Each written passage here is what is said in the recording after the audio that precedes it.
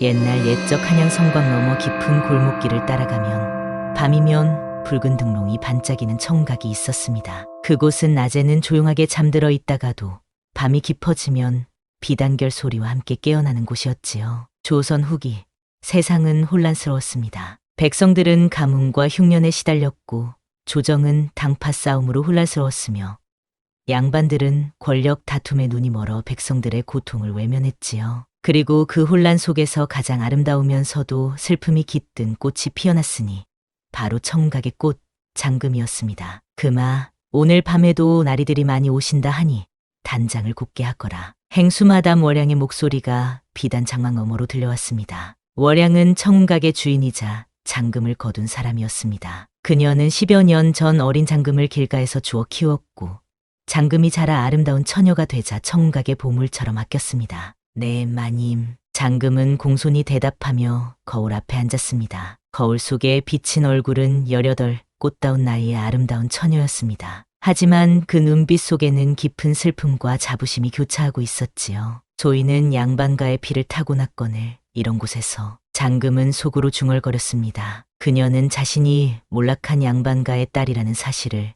언제나 잊지 않았습니다. 비록 월양이 그녀에게 양반 집안 출신이라고 말해준 것이 전부였지만 장금은 자신의 손끝이 기묘하게 섬세하고 약초에 대한 지식이 많은 것이 양반가의 피를 이어받았기 때문이라고 믿었습니다. 장금은 청각에서 주로 약초를 다루고 아픈 기녀들을 돌보는 일을 맡았습니다. 그녀의 손길은 마치 비단을 짜는 명인의 솜씨와도 같았고 그녀가 만든 약은 많은 기녀들의 병을 낫게 했습니다. 그마 오늘은 특별한 손님이 오신다 하니 평소보다 더 정성을 들여야 할 것이다. 특별한 손님이라 하시니 누구신지요? 장금이 조심스럽게 물었습니다. 좌의정 대감이시다. 오랜만에 청각을 찾으신다 하시니 최고의 예로 대접해야 한다. 장금의 눈빛이 순간 흔들렸습니다. 좌의정 정한철은 조정에서 가장 권세 있는 인물이었고 장금은 왜인지 그의 이름을 들을 때마다 가슴 한구석이 서늘해지는 느낌을 받았습니다. 같은 시각 한양의 한 귀한 집 사랑방에서는 창백한 얼굴의 젊은 공자가 기침을 하며 누워 있었습니다. 그가 바로 전 남원부사의 아들 윤석이었습니다. 그의 아버지는 억울한 누명을 쓰고 감옥에 갇혀 있었고 윤석은 병약한 몸으로 아버지를 구할 방법을 찾고 있었습니다. 도련님, 약을 드셔야 합니다. 젊은 무사 한빈이 걱정스러운 눈빛으로 말했습니다. 무슨 소용이냐. 의원들이 백방으로 찾아봐도 내 병이 낫지 않는데. 윤석은 약그릇을 밀어내며 말했습니다. 그의 목소리는 약했지만 눈빛만은 강인했습니다. 아버님을 구하기 위해서라도 몸을 추스셔야 합니다. 그렇지.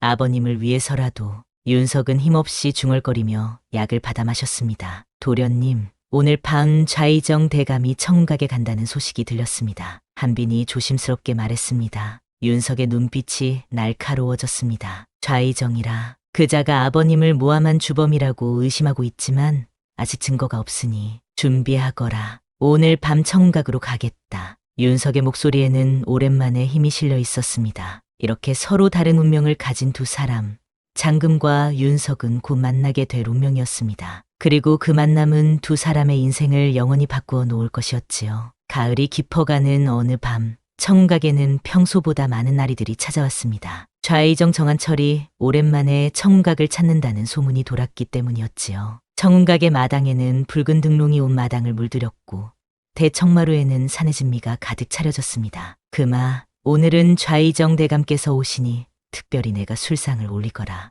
월양이 장금에게 명했습니다. 마님, 소녀는 가무를 잘 알지 못하옵니다. 장금이 조심스레 말했습니다. 누가 가무를 하라 했느냐. 내 얼굴만으로도 족하니 그저 술상만 정성껏 올리면 된다. 월양의 말에는 숨겨진 의도가 있었지만 장금은 그저 고개를 숙이고 따를 수밖에 없었습니다. 청운각의 대청마루에는 이미 많은 양반들이 모여 있었습니다. 장금은 조심스럽게 술상을 들고 대청마루로 향했습니다. 그녀가 나타나자 대화하던 양반들의 목소리가 잦아들었고 모두의 시선이 그녀에게 쏠렸습니다. 그때 청운각의 문이 열리고 좌의정 정한철이 들어왔습니다. 좌의정의 등장에 모든 양반들이 일어나 인사를 올렸습니다. 장금은 정한철 앞에 술상을 내려놓고 조심스럽게 술을 따르려 했습니다. 그런데 그 순간 정한철의 손이 그녀의 손을 스쳤고 장금은 그의 손에서 특이한 약초 향이 나는 것을 느꼈습니다. 그것은 청심원이라는 독약의 주재료인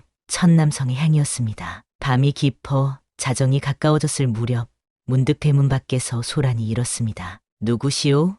문지기의 목소리가 들렸습니다. 남원부사의 자제 윤석이오. 차분하지만 약간 떨리는 목소리가 대답했습니다. 순간 청각의 분위기가 긴장감으로 가득 찼습니다. 남원부사는 현재 영모죄로 감옥에 갇혀 있었기 때문이었지요. 윤 공자가 웬일로? 좌의정 정한철이 눈을 빛내며 중얼거렸습니다. 장금은 술상을 들고 나오다가 문 앞에 광경을 목격했습니다. 한 젊은 공자가 창백한 얼굴로 서 있었고 그 옆에는 무사 차림의 젊은이가 그를 부축하고 있었습니다. 제 아버지는 역적이 아닙니다. 윤석이 단호하게 말했습니다. 아버지는 억울한 누명을 쓰셨을 뿐입니다. 그런데 그때 윤석이 갑자기 기침을 시작했고 그의 몸이 휘청거렸으며 장금이 들고 있던 술상이 그와 부딪혔습니다. 이런! 장금이 놀라 소리쳤고 술잔이 바닥에 떨어지며 산산조각이 났습니다. 죄송합니다. 윤석이 약한 목소리로 말했습니다. 그의 눈은 장금의 얼굴을 바라보았고 그 순간 둘의 눈이 마주쳤습니다. 장금은 윤석의 팔목을 스치듯 만졌고 그의 맥박이 이상하게 뛰는 것을 느꼈습니다. 몸이 불편하신 듯하니 안쪽 방으로 모시지요. 장금이 침착하게 말했습니다. 장금은 윤석을 안쪽 방으로 안내했습니다. 그녀는 윤석을 방석에 앉히고 그의 손목을 잡고 맥을 짚었습니다. 이상하군요. 장금이 중얼거렸습니다. 독입니다. 누군가 공자님에게 천천히 독을 먹이고 있어요. 윤석의 눈이 커졌습니다. 독이라니, 그럴 리가. 저는 장금입니다. 제 아버지가 의원이셨고 어릴 적부터 약초를 다루는 법을 배웠습니다. 그대의 눈빛이 맑고 진실해 보이오. 나를 도와주시겠소? 네, 도와드리겠습니다. 장금은 결심했습니다. 그녀는 해독제를 가져와 윤석에게 건넸고 그는 망설임 없이 약을 마셨습니다. 내일 밤 남대문 근처 회화나무 아래에서 만납시다. 제가 더 많은 해독제를 가져다 드리겠습니다. 그렇게 하시오. 정말 고맙소. 윤석의 눈빛은 감사함으로 가득 찼습니다. 이렇게 두 사람의 운명적인 만남은 시작되었고 그들은 아직 알지 못했지만 이 만남이 그들의 삶을 영원히 바꾸어 놓을 것이었습니다. 약속한 대로 남대문 근처 회화나무 아래에서 장금과 윤석이 다시 만났습니다. 가을밤의 찬 바람이 두 사람 사이로 스쳐 지나갔습니다.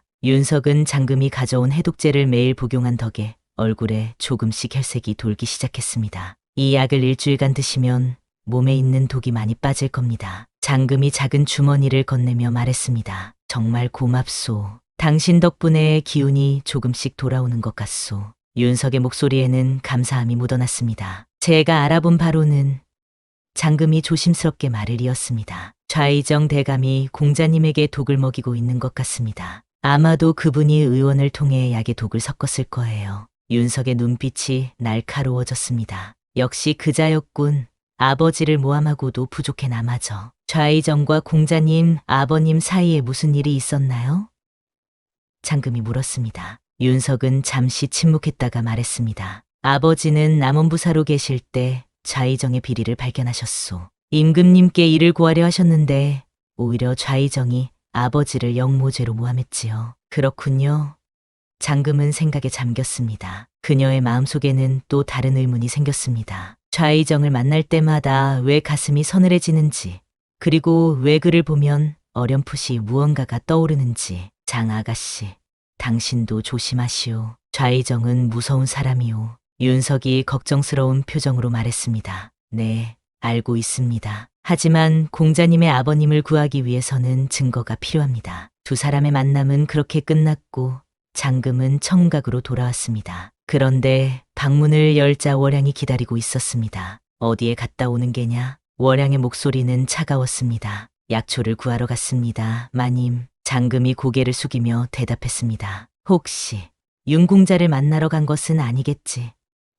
월양의 눈빛이 날카로워졌습니다. 장금은 가슴이 덜컥 내려앉았지만 침착함을 유지했습니다. 아닙니다, 마님. 어찌 그런 말씀을. 그럼 다행이구나. 월양은 잠시 장금을 바라보다가 말했습니다. 그마, 내게 들려줄 이야기가 있다. 월양은 장금에게 한 이야기를 들려주었습니다. 장금의 아버지가 양반이었다는 것, 그리고 어떤 사건으로 인해 가족이 몰살당했다는 것까지. 하지만 월양은 그 사건의 원인이나 누가 저질렀는지에 대해서는 언급하지 않았습니다. 그러니 내가 신분을 숨기고 살아야 하는 이유를 알겠지. 월양이 말했습니다. 아버지가 어떤 분이셨나요? 장금의 목소리가 떨렸습니다. 훌륭한 사람이었지. 충직하고 정의로웠어. 월양의 목소리에는 슬픔이 배어 있었습니다. 장금은 그날 밤 잠을 이루지 못했습니다. 그녀의 머릿속은 온통 아버지에 대한 생각으로 가득했고 아버지가 누구였는지, 왜 가족이 몰살당했는지 의문이 들었습니다. 한편 윤석은 한빈과 함께 계획을 세우고 있었습니다. 그들은 아버지를 구하기 위해 좌의정의 비리를 파헤치고자 했지만 증거가 부족했습니다. 도련님, 장금 아가씨는 신뢰할 수 있을까요? 한빈이 걱정스럽게 물었습니다. 그녀의 눈빛에는 거짓이 없었소. 그리고 내 병이 나아지는 것을 보면 그녀는 정말 나를 도우려는 것 같소. 사흘 후 장금은 청각의 비밀 서재에서 놀라운 발견을 했습니다. 그곳에는 오래된 문서들이 보관되어 있었는데 그 중에는 남원부사 윤해창과 충신 장윤의 영모 혐해라는 제목의 문서가 있었습니다. 장윤? 장금은 가슴이 떨렸습니다. 혹시 나의 아버지? 문서를 자세히 살펴보니 장윤은 윤해창의 충직한 신하였고 함께 좌의정의 비리를 임금에게 구하려다 영모죄로 몰려 가족이 몰살당했다는 내용이 적혀 있었습니다. 그리고 좌의정 정한철이 이 모든 일의 배우였습니다. 장금은 충격에 휩싸였습니다. 그녀의 아버지는 윤석의 아버지의 충신이었고 좌의정이 그녀의 가족을 몰살시킨 장본인이었습니다. 더욱 놀라운 것은 그 문서에 어린 장금이 살아남았다는 기록도 있었다는 것입니다. 그래서 월양마님이 나를 거두셨구나. 장금은 문서를 품에 안고 비밀 서재를 나섰습니다. 그녀는 이 사실을 윤석에게 알려야 했습니다. 이제 그들은 단순한 의사와 환자의 관계가 아니라 같은 원수를 가진 운명 공동체였습니다. 하지만 그녀가 모르는 사이 어둠 속에서 누군가가 그녀의 행동을 지켜보고 있었습니다. 달빛이 어둠을 가르며 내리쬐는 밤, 장금은 발소리를 죽이며 청각을 빠져나왔습니다. 품 안에는 그녀가 발견한 문서가 단단히 숨겨져 있었습니다. 윤석에게 진실을 알려야 한다는 일념 하나로 그녀는 남대문을 향해 발걸음을 재촉했습니다. 어디로 가시는 것이오? 갑자기 들려온 목소리에 장금은 흠칫 놀랐습니다. 어둠 속에서 포청의 책임자 구천이 나타났습니다. 약초를 구하러 가는 길입니다. 장금이 떨리는 목소리로 대답했습니다. 깊은 밤의 약초라.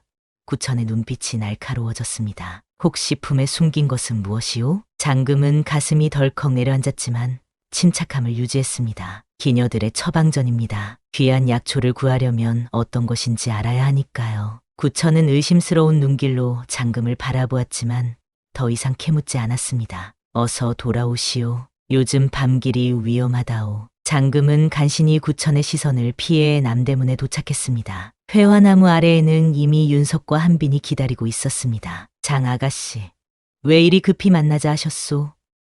윤석이 걱정스러운 표정으로 물었습니다. 장금은 주위를 살핀 후 조심스럽게 문서를 꺼내 보였습니다. 이것을 보세요. 윤석은 문서를 받아 읽기 시작했고 그의 얼굴이 점점 창백해졌습니다. 이것이 사실이오? 네. 청각의 비밀 서재에서 발견했습니다. 장금의 목소리가 떨렸습니다. 제 아버지는 공자님의 아버지의 충신이었고 좌의정이 저희 가족을 몰살시킨 것입니다. 윤석은 장금의 손을 꼭 잡았습니다. 장 아가씨. 아니, 장금 아가씨. 이제 모든 것이 명확해졌소. 우리는 함께 아버지들의 원수를 갚아야 하오. 그때 갑자기 어둠 속에서 화살이 날아와 한빈의 어깨를 스쳤습니다. 도련님, 조심하십시오. 한빈이 윤석을 감싸며 외쳤습니다. 순식간에 여러 명의 포졸들이 그들을 둘러쌌고 그 중심에는 포청의 책임자 구천이 서 있었습니다. 역적의 자식과 기녀가 미래를 즐기는구나. 그리고 이건 무엇이냐? 구천이 땅에 떨어진 문서를 집어들었습니다. 그것은 우리 것이오. 윤석이 소리쳤지만 이미 늦었습니다. 영모의 증거로군. 모두 체포하라. 구천의 명령에 포졸들이 달려들었습니다. 한빈은 검을 빼들어 포졸들과 싸웠고 윤석은 장금의 손을 잡고 달리기 시작했습니다. 그들은 어둠 속을 헤치며 골목길로 도망쳤지만 곧 막다른 골목에 다다랐습니다. 이쪽이오. 윤석이 장금을 이끌고 담벼락을 넘었습니다. 그들은 간신히 추격을 따돌리고 한 폐가에 숨었습니다. 윤석은 숨을 헐떡이며 말했습니다. 이제 어찌해야 할지 우선 한빈 도령이 걱정됩니다. 장금이 걱정스러운 눈빛으로 말했습니다. 한빈은 괜찮을 거요. 그는 무예가 뛰어나니 하지만 문서를 빼앗긴 것이 문제요. 그때 멀리서 발소리가 들렸고 두 사람은 숨을 죽였습니다. 다행히 발소리는 멀어졌고 윤석은 안도의 한숨을 내쉬었습니다. 아버님을 구할 증거를 잃었소. 아니요. 아직 희망이 있습니다. 장금이 품에서 작은 종이 조각을 꺼냈습니다. 제가 문서의 중요한 부분을 미리 베껴두었어요. 윤석의 눈에 희망이 되살아났습니다. 장금 아가씨, 당신은 정말 대단하오. 이제 우리는 좌의정을 직접 만나 진실을 밝혀야 합니다. 장금이 결연한 표정으로 말했습니다. 직접 만나다니 그것은 너무 위험하오. 하지만 다른 방법이 없어요. 게다가 장금은 잠시 망설이다가 말을 이었습니다. 제가 청각에서 들은 바로는 좌의정이 내일 밤 임금님을 독살하려 한다고 합니다. 윤석의 얼굴이 창백해졌습니다. 그자가 감히... 그래서 우리는 서둘러야 합니다. 임금님을 구하고 좌의정의 악행을 밝히고 공자님의 아버님을 구해야 해요. 윤석은 장금의 손을 꼭 잡았습니다. 함께 하겠소. 비록 내 몸은 약하지만 아버님과 임금님을 위해. 공자님의 몸은 이미 많이 나아졌어요. 제가 드린 해독제 덕분에 독이 거의 빠져나갔습니다. 그들은 밤새 계획을 세웠습니다. 장금은 다시 청각으로 돌아가 좌의정의 독살 계획에 대한 더 자세한 정보를 얻기로 했고 윤석은 한빈을 찾아 도움을 요청하기로 했습니다. 조심하시오, 장금 아가씨. 윤석의 눈빛에는 걱정과 함께 따뜻함이 묻어 있었습니다. 공자님도 조심하세요. 장금은 윤석을 바라보며 미소 지었습니다. 둘은 서로의 손을 마지막으로 잡고 각자의 길로 떠났습니다. 하늘에는 구름이 걷히고 밝은 달빛이 그들의 길을 비추었습니다. 비록 위험이 그들을 기다리고 있지만 그들의 마음에는 용기와 희망이 가득했습니다. 장금은 청각으로 돌아왔습니다. 그녀의 부재를 알아챘을까 걱정했지만 다행히 기녀들은 모두 깊은 잠에 빠져 있었습니다. 하지만 방문을 열자마자 그녀는 놀라움에 숨을 멈췄습니다. 월양이 그녀의 방에서 기다리고 있었기 때문입니다. 어디 갔다 왔느냐? 월양의 목소리는 평소보다 더 날카로웠습니다. 마님, 장금이 말을 더듬었습니다. 말하지 않아도 안다. 윤공자를 만나러 갔지. 월양의 눈빛은 차가웠지만 그 안에는 슬픔도 깃들어 있었습니다. 장금은 고개를 숙였습니다. 더 이상 숨길 수 없다고 느꼈습니다. 마님, 제 아버지는 장윤이라는 사람이었지요. 그리고 그분은 윤대감의 충신이었습니다. 월양의 눈이 커졌습니다. 내가 어떻게... 청운각의 비밀 서재에서 문서를 찾았습니다. 좌의정이 제 아버지와 윤공자의 아버지를 모함했다는 증거가요. 월양은 깊은 한숨을 내쉬었습니다. 결국 알게 되었구나. 그래, 내 아버지는 장윤이었다. 그리고 나는 내 아버지의 누이였단다. 장금은 충격에 휩싸였습니다. 그럼 마님은... 그래, 난 내 고모다. 하지만 그 사실을 밝히면 너도 위험해질까봐 숨겨왔지. 월양의 눈에 눈물이 고였습니다. 내 부모님이 죽고 내가 살아남은 것은 기적이었단다. 나는 그날 밤 불타는 집에서 너를 구해냈고 좌의정의 눈을 피해 이곳에서 키운 거야. 그런데 왜 좌의정은 저를 해치려 했나요? 그자는 내 가문을 뿌리째 없애려 했던 거다. 내 아버지가 그의 비리를 밝혀낸 탓에. 장금은 더 이상 분노를 감출 수 없었습니다. 마님, 좌의정이 내일 밤 임금님을 독살하려 한다는 소문이 있습니다. 저는 그것을 막아야 합니다. 월양의 얼굴이 창백해졌습니다. 그럼 역시 내가 들은 소문이 사실이었구나. 어떤 소문이요? 좌의정이 내일 밤 청각에 임금님을 모신다고 했다. 특별한 술을 대접한다면서. 그리고 그 술에 쓰일 약재를 청심원을 만드는 늙은 의원에게 부탁했다고 하더구나. 장금은 확신했습니다. 좌의정은 분명 임금에게 독을 타려는 것이었습니다. 마님, 도와주세요. 저는 윤공자와 함께 이 계획을 막아야 합니다. 월양은 잠시 망설이다가 결단을 내렸습니다. 좋다. 내가 도와주마. 너의 아버지를 위해서라도 이제 진실을 밝힐 때가 왔다. 다음 날 장금은 월양의 도움으로 좌의정이 임금에게 대접할 술의 준비 과정을 살폈습니다. 그녀는 미리 해독제를 준비해 두었고 윤석에게 정가를 보낼 계획을 알렸습니다. 한편 윤석은 한빈을 찾아 나섰습니다. 그는 한빈이 체포되었을 것이라 걱정했지만 뜻밖에도 한빈은 관아 앞에서 그를 기다리고 있었습니다. 도련님, 무사하셨군요. 한빈이 반가운 표정으로 말했습니다. 한빈, 어찌 도망쳤소?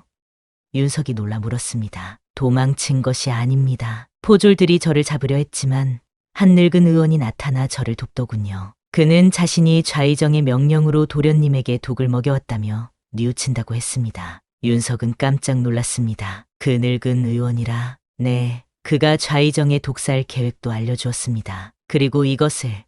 한빈이 작은 주머니를 건넸습니다. 좌의정이 사용하는 독의 정체와 그가 고문으로 윤대감의 자백을 받아냈다는 증거입니다. 윤석의 눈에 희망이 빛났습니다. 이제 모든 증거를 모았소. 오늘 밤 청각에서 기회를 맞아 반드시 좌의정을 몰락시키겠소. 해가 저물고 청각은 그 어느 때보다 화려하게 꾸며졌습니다. 임금의 행차를 위해 붉은 비단으로 장식된 청각의 대청마루에는 진수성찬이 차려졌고 좌의정은 미소를 지으며 모든 준비를 점검했습니다. 장금은 제자리에서 임금이 오기를 기다렸습니다. 그녀의 손에는 해독제가 준비되어 있었고 마음은 굳게 다져져 있었습니다. 윤석과 한빈도 일반 손님으로 변장하여 청각에 들어와 있었습니다. 이제 모든 것은 준비되었습니다. 그들은 진실을 밝히고 정의를 되찾기 위한 마지막 싸움을 앞두고 있었습니다. 저녁 무렵 청각에는 임금의 행차를 알리는 종소리가 울렸습니다. 모든 기녀들과 청각을 찾은 손님들은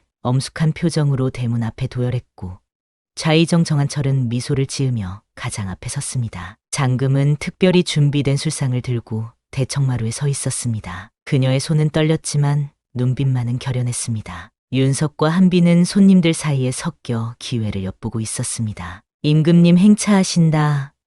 포졸들의 외침과 함께 임금이 들어섰습니다. 모든 이들이 엎드려 절했습니다. 일어나거라. 임금의 목소리가 울렸고 모두가 천천히 고개를 들었습니다. 좌의정은 임금을 대청마루로 안내했습니다. 폐하, 이번에 특별히 준비한 진상주가 있사옵니다. 천하제일의 맛이라 하니 부디 드셔보시옵소서. 장금은 임금 앞에 조심스럽게 술상을 내려놓았습니다. 그녀는 좌의정이 보지 않는 틈을 타 재빨리 술에 해독제를 섞었습니다. 좌의정은 임금에게 술잔을 올리려 했지만 그때 윤석이 갑자기 앞으로 나섰습니다. 폐하, 그 술을 마시지 마십시오. 독이 들어있습니다. 순간 청각이 소란스러워졌고 좌의정의 얼굴이 창백해졌습니다. 이 역적놈, 감히 임금님 앞에서. 좌의정이 소리쳤습니다. 역적은 바로 당신입니다. 좌의정 대감. 장금이 앞으로 나섰습니다. 이 술에는 천남성 독이 들어있습니다. 당신이 윤공자에게도 계속해서 먹였던 바로 그 독이지요. 황당한 소리. 폐하, 이들은 모두 역적 윤회창의 일당입니다.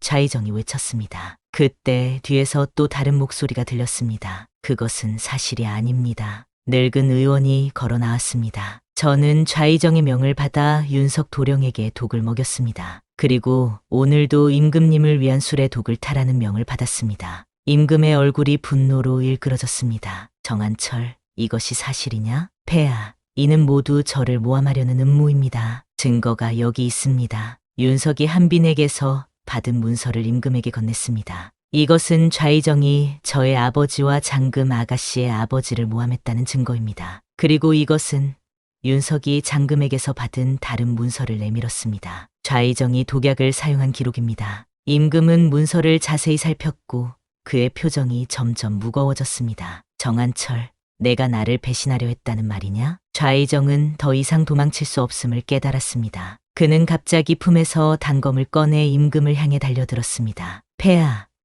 한빈이 재빨리 몸을 날려 임금을 보호했고 윤석은 좌의정의 팔을 잡아 제압했습니다. 정한철, 내 죄가 명백하니 포졸들을 불러 압송하라. 임금이 명했습니다. 좌의정은 체포되어 끌려나갔고 임금은 윤석을 바라보았습니다. 내 아버지의 억울함을 들었다. 즉시 석방하고 옛 지위를 회복시키겠다. 윤석은 기쁨의 눈물을 흘리며 감사를 표했습니다. 폐하의 은혜 평생 잊지 않겠습니다. 임금은 장금에게도 물었습니다. 내 아버지는 장윤이라 하더냐? 네, 폐하. 장금이 공손히 대답했습니다. 장윤은 충직한 신하였소. 그의 딸로서 그대에게도 상응하는 보상을 내리겠소. 며칠 후 남원부사 윤회창은 감옥에서 풀려나 옛 지위를 되찾았고 좌의정 정한철은 영모죄로 처형되었습니다. 윤석은 아버지와 재회했고 장금은 그녀의 가문의 명예도 회복되었습니다. 청운각은 해체되었지만 월양은 장금과 함께 새로운 삶을 시작했습니다. 장금은 임금의 명으로 의녀가 되어 많은 사람들을 치료하게 되었습니다. 어느 봄날 윤석은 장금이 일하는 의원을 찾아왔습니다. 장금 아가씨, 함께 궁으로 가지 않겠소? 아버지께서 나에게 관직을 내리셨소. 장금은 미소를 지었습니다. 축하드립니다, 공자님. 하지만 저는 이곳에서 사람들을 치료하며 제 길을 가려 합니다. 윤석의 눈빛이 아쉬움으로 가득 찼습니다. 그대가 없었다면 나와 아버지는 지금 이 자리에 없었을 것이오. 공자님도 없었다면 제 가문의 명예는 회복되지 못했을 거예요. 윤석은 장금의 손을 잡았습니다. 언젠가 다시 만날 수 있을까요? 네, 반드시 다시 만날 거예요. 장금은 따뜻한 미소를 지었습니다. 윤석은 장금의 손을 마지막으로 잡고 미소를 남긴 채 떠났습니다. 그리고 장금은 그가 떠나는 모습을 오래도록 바라보았습니다. 달빛이 내리쬐는 밤, 장금은 약초밭에서 일하며 하늘을 올려다보았습니다. 달은 예전처럼 밝았고 바람은 여전히 서늘했지만 그녀의 마음은 이제 평온했습니다. 그녀는 자신의 정체성을 찾았고 부모님의 원수를 갚았으며 자신만의 길을 찾았습니다. 그리고 언젠가 운명이 정한 시간에 그들은 다시 만날 것입니다. 그때는 신분의 벽도 과거의 상처도 없이 두 사람은 진정한 마음으로 서로를 바라볼 수 있을 것입니다. 달빛 아래 장금의 얼굴에는 희망찬 미소가 피어났습니다. 조선 시대의 애틋한 사랑과 명예를 되찾기 위한 두 사람의 이야기. 청운의 꽃, 비애의 바람이었습니다. 장금과 윤석처럼 우리 삶에도 때로는 예상치 못한 만남이 큰 변화를 가져오기도 합니다. 여러분도 오늘 하루 누군가에게 따뜻한 마음을 전해보는 건 어떨까요? 오늘도 은밀야담을 시청해 주셔서 감사합니다.